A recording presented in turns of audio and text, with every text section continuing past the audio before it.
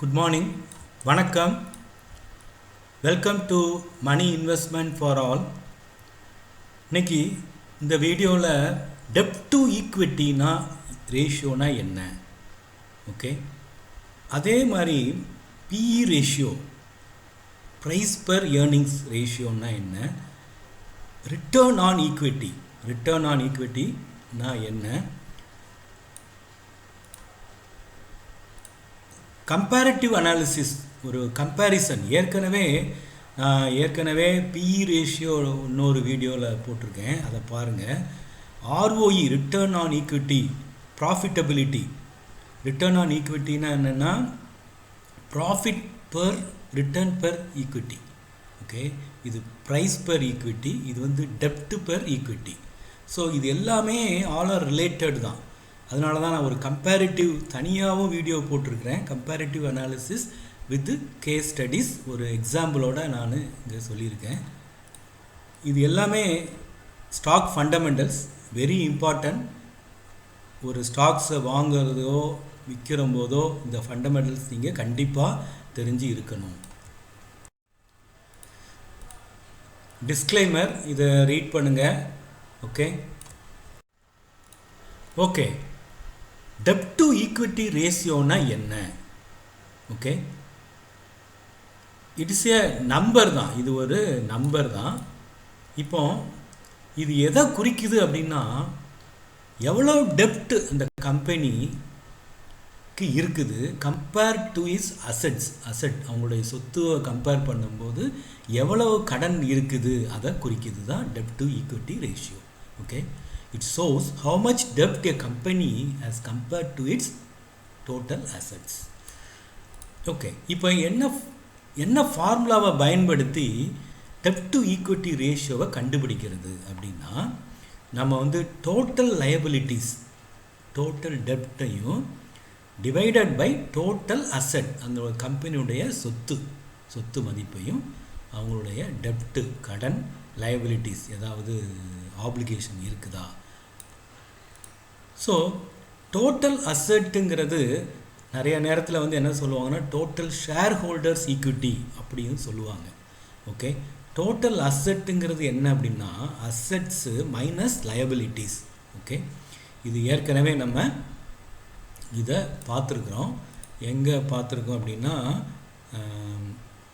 Return on ஈக்விட்டியில் பார்த்துருப்போம், okay. இப்போ ஒரு சின்ன கம்பேரிசன், ஏன்னா டிஇ ரேஷியோ, டெப்ட் டு ஈக்விட்டி, அதே மாதிரி வந்து இது பார்த்திங்கன்னா பிஇ ரேஷியோங்கிறது என்னென்னா share price divided by earnings per share, அதாவது ப்ராஃபிட் பெர் ஷேர், எவ்வளோ வந்து ஏர்னிங், ஒரு ஷேருக்கு எவ்வளவு இந்த கம்பெனி வந்து ஏர்ன் பண்ணுது, ஓகே.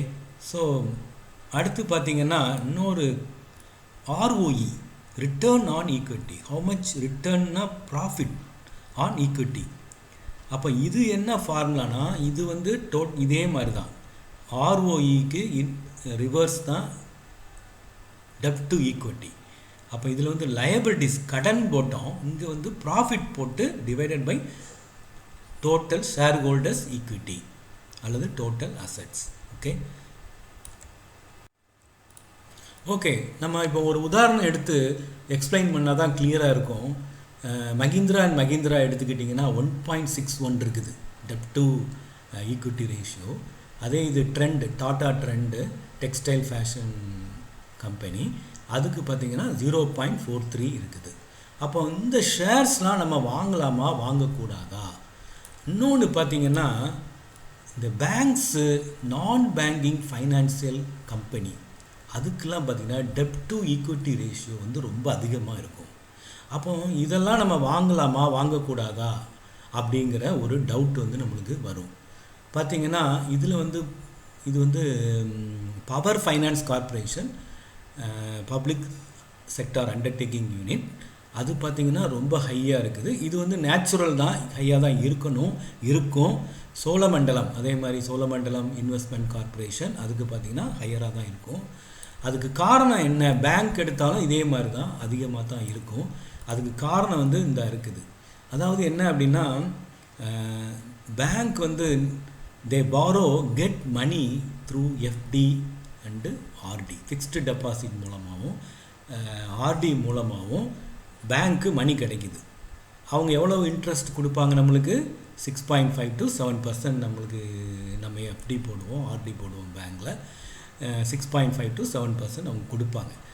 அந்த மணியை அவங்க என்ன செய்வாங்க? அடுத்து லெண்ட் பண்ணுவாங்க, கடன் கொடுப்பாங்க. இப்போ வீடு கட்டுறதுக்கு, பைக்கு வாங்குறதுக்கு, இந்த மாதிரி கார் வாங்குறதுக்கு, கார் லோன், ஹோம் லோன் கொடுப்பாங்க, ரைட்டா? ஸோ அப்போ வந்து அவங்க வந்து தே பாரோ மணி, அதனால் டெப்ட் வந்து அதிகமாக தான் இருக்கும். அதுதான் இந்த இதோடைய கணக்கு. அதனால தான் டிஇ ரேஷியோ வந்து ஹையர் ஃபார் பேங்க்ஸ் அண்டு நான் பேங்கிங் ஃபைனான்சியல் கம்பெனிஸ். ஓகே, நம்ம இப்போ டெப்ட் டு ஈக்விட்டி, ஆர்ஓஇ இதெல்லாம் கம்பேர் பண்ணி இப்போ ஒரு கேஸ் ஸ்டடி மாதிரி பண்ணுவோம். ஓகே, இப்போ ஒரு கம்பெனி ஏ எடுத்துக்கிடுவோம். ஓகே, அவங்களுடைய மணி எவ்வளோ தேவைப்படுது, எவ்வளோ பணம் தேவைப்படுதுன்னு பார்த்தீங்கன்னா 1 lakh rupees அல்லது $1 lakh rupees வச்சுக்குவோம். அவங்களுக்கு எவ்வளோ ஈக்விட்டி இருக்குது அப்படின்னா, ஈக்விட்டியிலேருந்து எவ்வளோ அமௌண்ட்டு கிடச்சிருக்குன்னா 50,000 rupees கிடச்சிருக்குன்னு வச்சுக்கிடுவோம், ரைட்டா?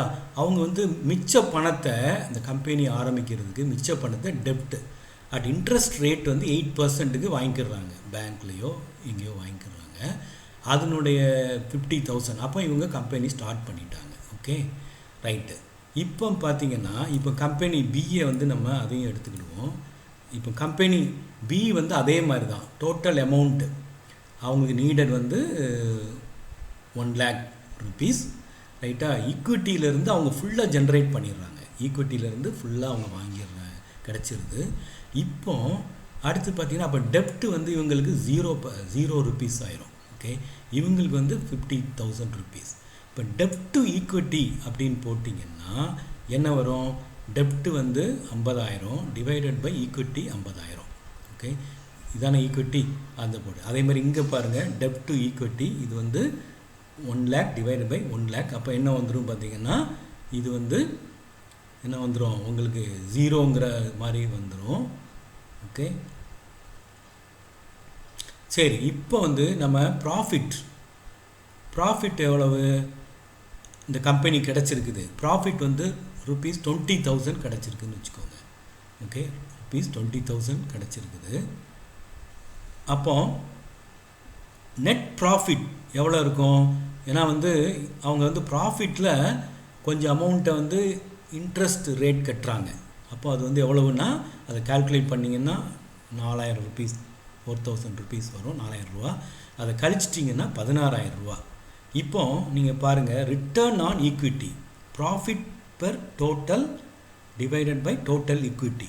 அப்போது 16,000 டிவைடட் பை 15,000, அப்போ 32% வருது. நீங்கள் நல்லா கவனிங்க, இந்த கம்பெனிக்கு டெப்ட் டு ஈக்விட்டி 1 இருக்குது, இந்த கம்பெனிக்கு டெப்ட் டு ஈக்விட்டி வந்து 0, 1 இல்லை.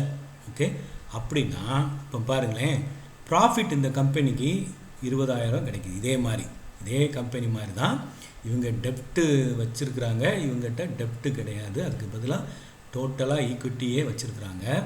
இப்போ ப்ராஃபிட் வந்து 20,000 ரூபா கிடைக்குது. அப்போ நெட் ப்ராஃபிட் வந்து இவங்களுக்கு 20,000 ஃபுல்லாக கிடச்சிரும். அப்போ ஆர்ஓஇ பார்த்திங்கன்னா எவ்வளோ வருது?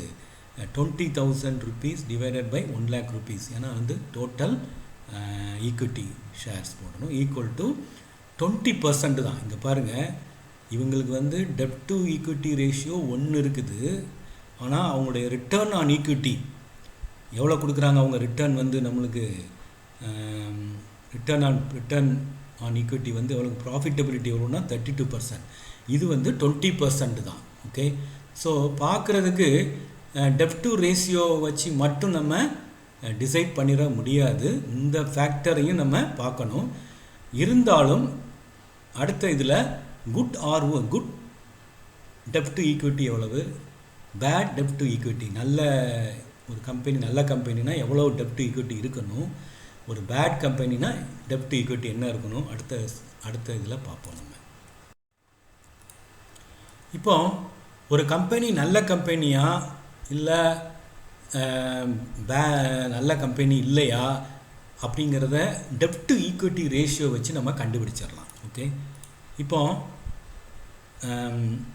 குட் நல்ல கம்பெனினா டெப்ட் டு ஈக்விட்டி 0 to 1.5 1.7 கிட்ட வரைக்கும் இருக்கலாம்.